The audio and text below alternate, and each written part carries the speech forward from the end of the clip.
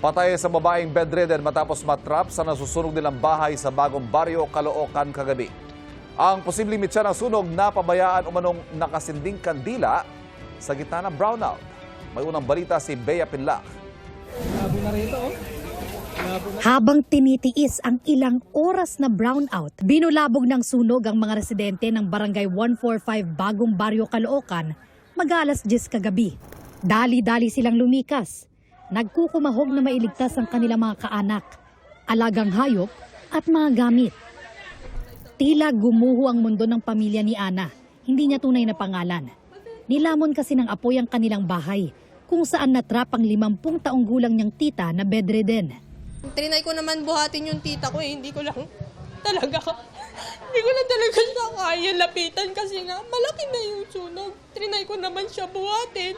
That time trinay ko naman takpan or buhusan. Hindi ko talaga kaya lapitan. Trinay ko naman siyang isalba. Hindi ko rin talaga kaya. Hindi siya talaga makalabas kasi bedridden. Hindi siya na-evacuate. Na-trap na po siya. Sa lakas ng apoy, hindi rin daw niya nailigtas ang alaga niyang aso. Ayon sa Bureau of Fire Protection, ang posibleng mitsa ng sunog, Nagkaroon kasi ng brownout kanina daw dito and then gumamit sila ng kandila. Yun po yung alleged na pinagmulan po ng ating sunog. May mga nadamay na tao na hindi naman namin gusto. Pasensya na po sa mga nadamay namin. Wala po kami intensyon. Wala pong may gusto nung nangyari.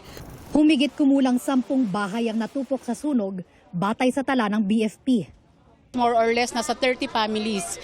Usually, yung isa kasing compound na yon, maraming families dahil magkakamag-anak po yung silang mga naapektuhan doon. Nagbayanihan na rin ang mga residente para makatulong sa pag-apula sa apoy. Problem natin dito yung mga congested streets. So yun po ang number one na predicament natin dito na kung kanina naobserbahan nyo yung mga fire truck natin, halos naka one lane lang. Pero wala na makakadaan. Mas na nawalan na ng tubig, hindi na pwedeng makalabas. Inaalam pa ng BFP ang halaga ng pinsala.